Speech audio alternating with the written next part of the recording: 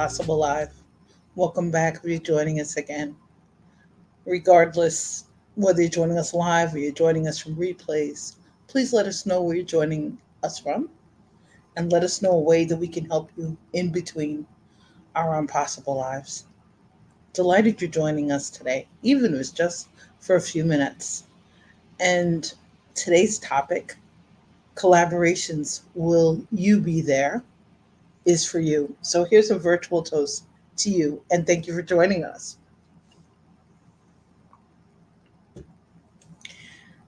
Will You Be There is a song by Michael Jackson that absolutely love and adore.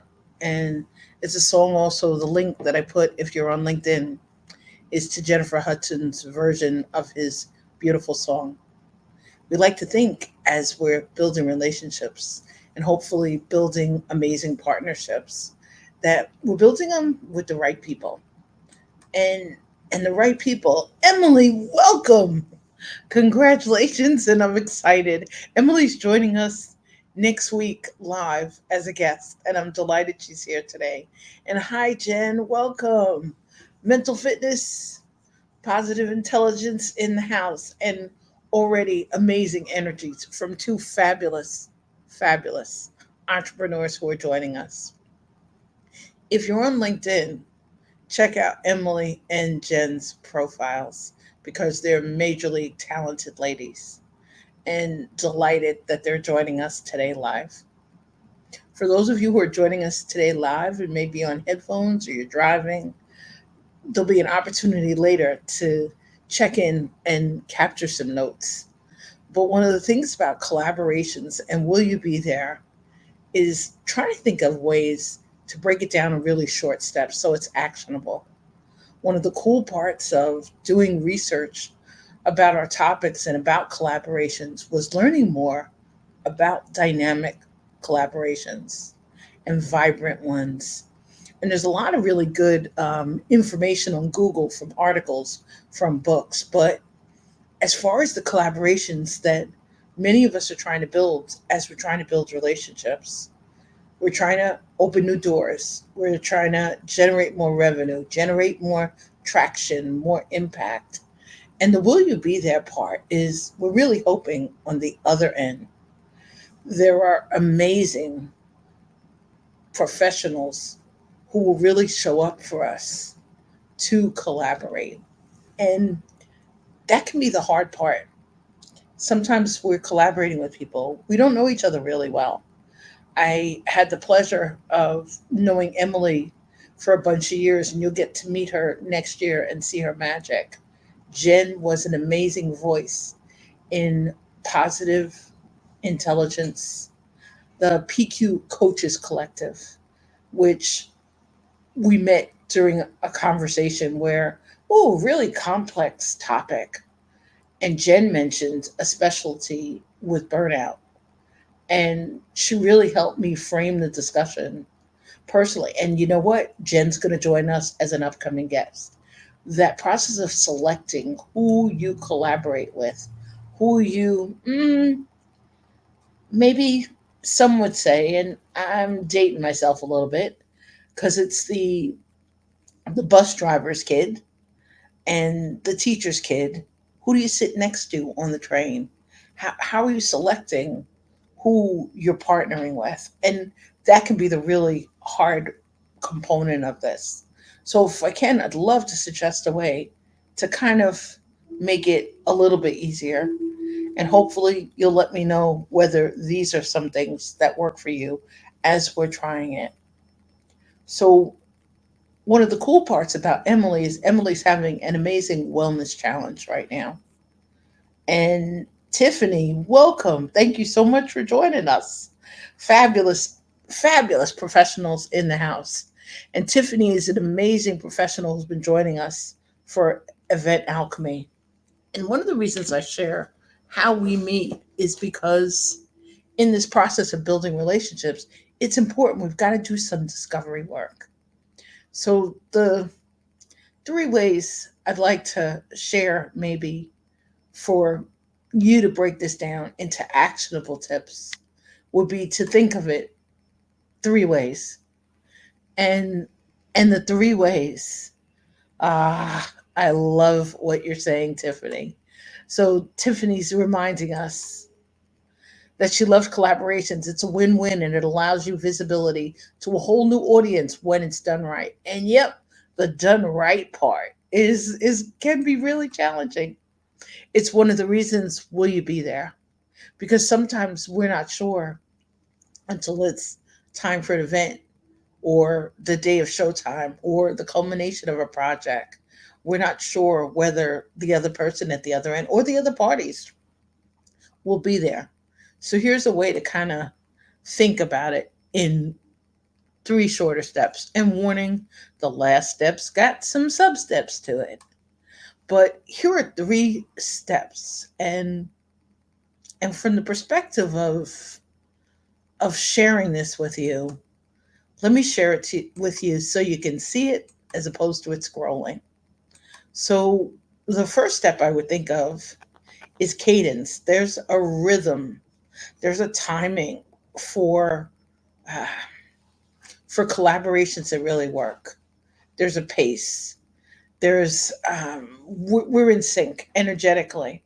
Whether you're fast action, uh, fast action takers, whether you both have an interest in tech, whether a good example is Jan Jeremias, and Jan just introduced us to Mary Jane, and they collaborate. One from a marketing mm, and one from an energy end, and they combine together to collaborate an event. There's a beat to that. There's a pace to it. There's a rhythm. It kind of feels right, and sometimes there's an energy to it, and I like to call that sustainable energy. It's something Jen will laugh. I learned about thanks to positive intelligence. We really need to be able to maintain the level of energy to really show up at our fullest. And the clarity part, that third step, the clarity part has to do with our transparency with each other, our ability to communicate with each other. And this may not always work in this order. It may not work in any order in your collaborations, but the energy part, so that people show up when we're supposed to show up for each other, whether it's to welcome people, whether it's to invite people, whether it's to train people, whether it's just to discuss what's happening next.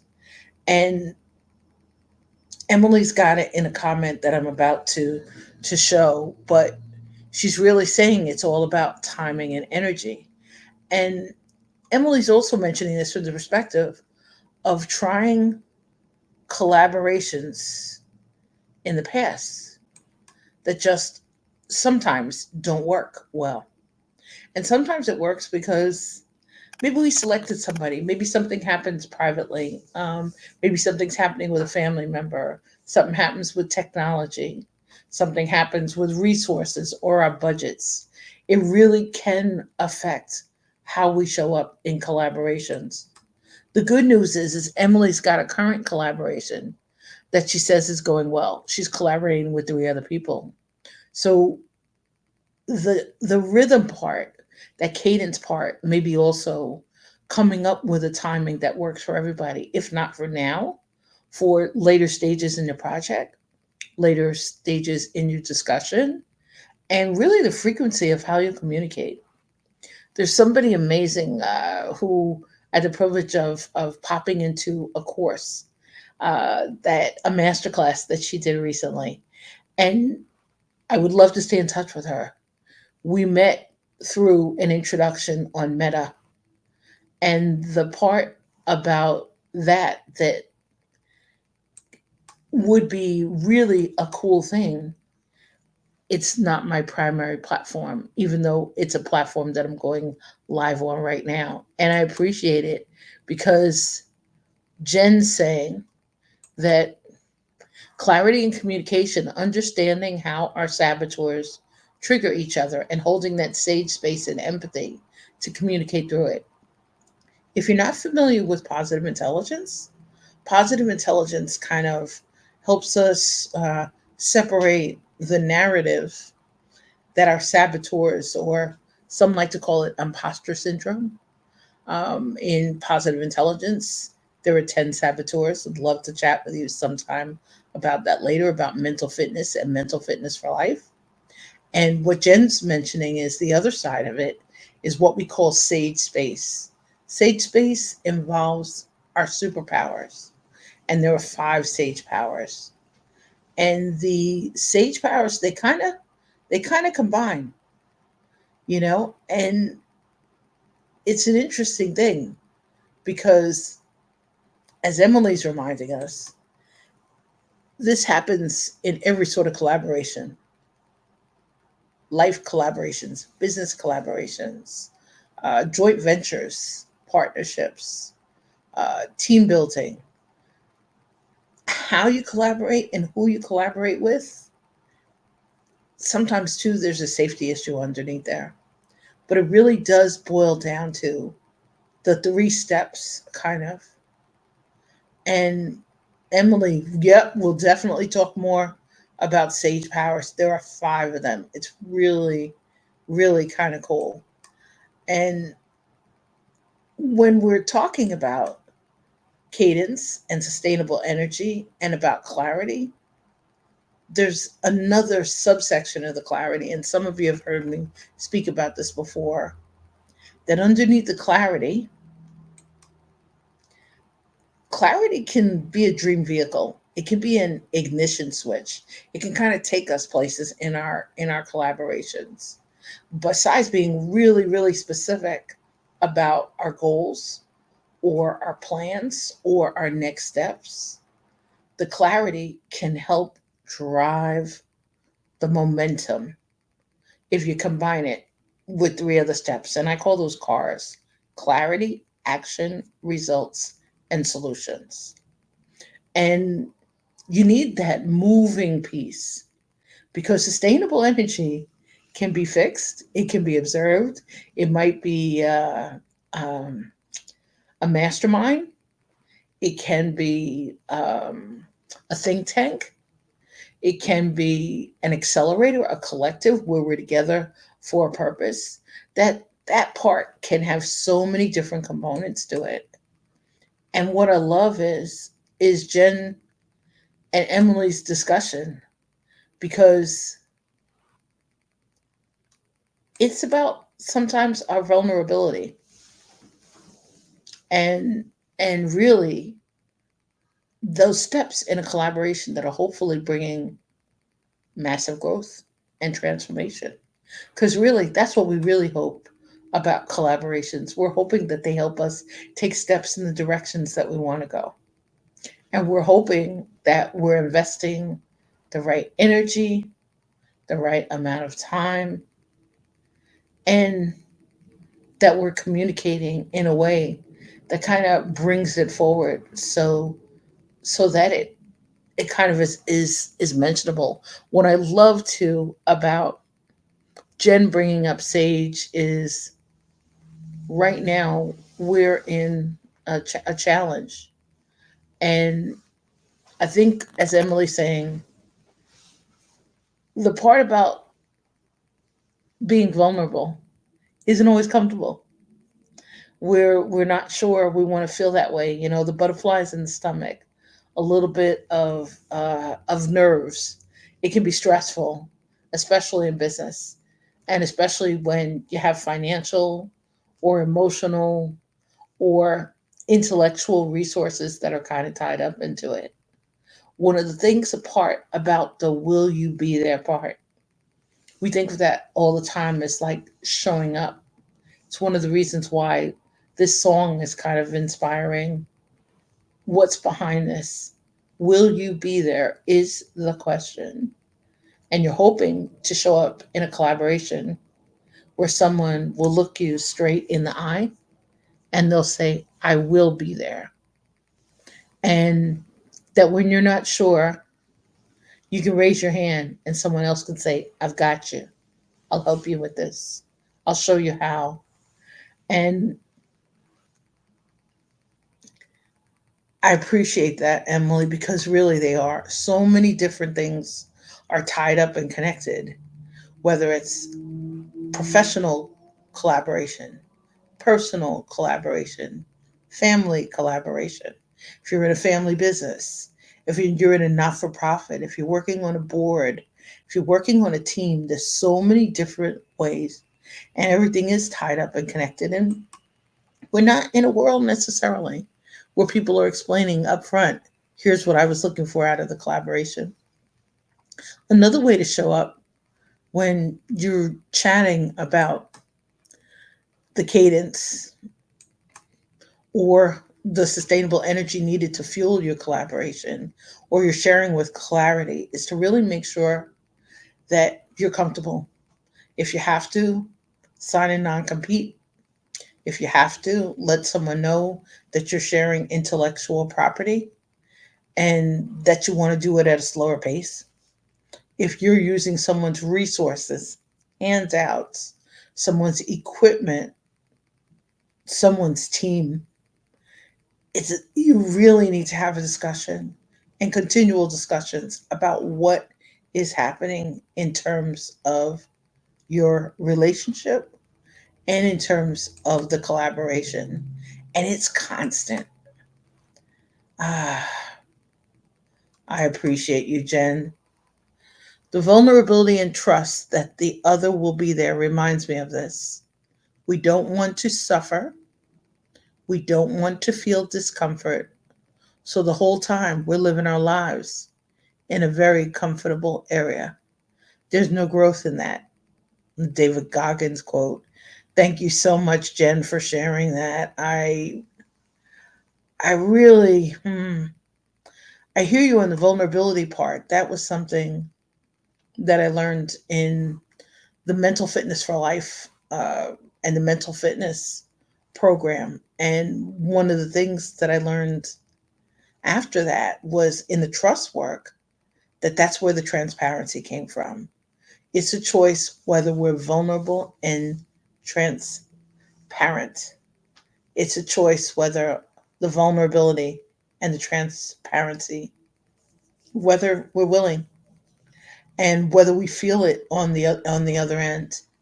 And it takes time, it takes care, it takes mutual respect.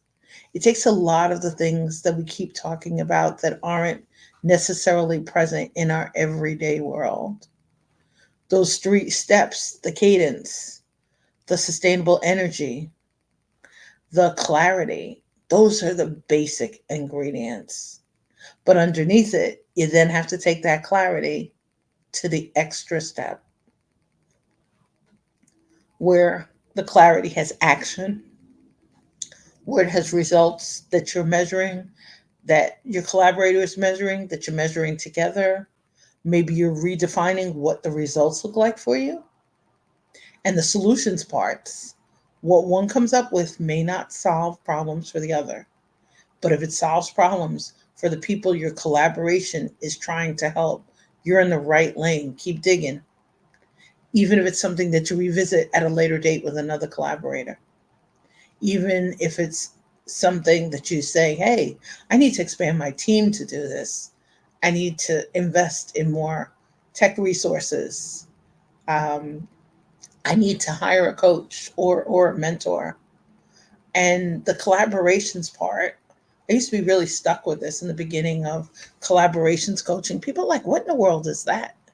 And I love working with inclusive leaders and their dynamic teams to help them ignite trust. So they create conversations and they're not the best kept secret. Their solutions help others brighten and take greater steps in our fragile world, as I call it. It's really reminded too from watching the Olympics of the fabulous collaborations that we got a chance to witness in a country where some may have thought that people weren't going to be able to come together. It took 45,000 volunteers on top of people who had been working on a project for many, many years. That is collaboration at its highest level. For us to get there,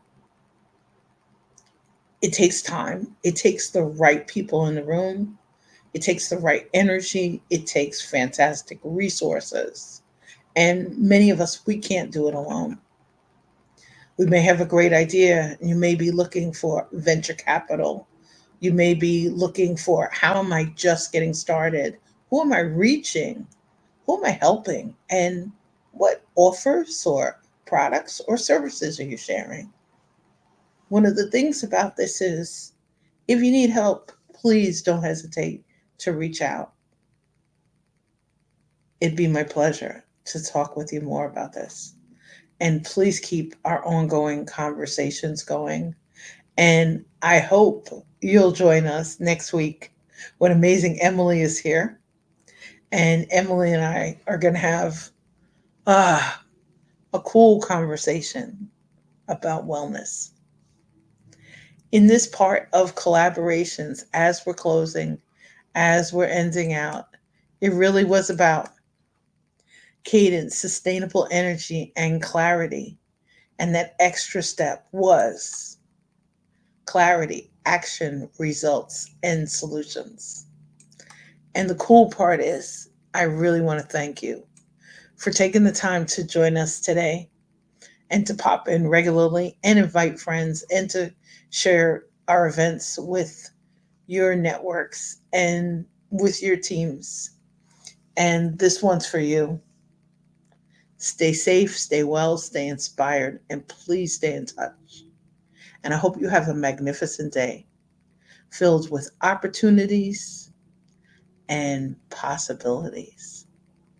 And welcome, amazing Cheryl. Thanks for inspiring. Thanks for reaching out. And thanks always for being here. Take great care. Be well.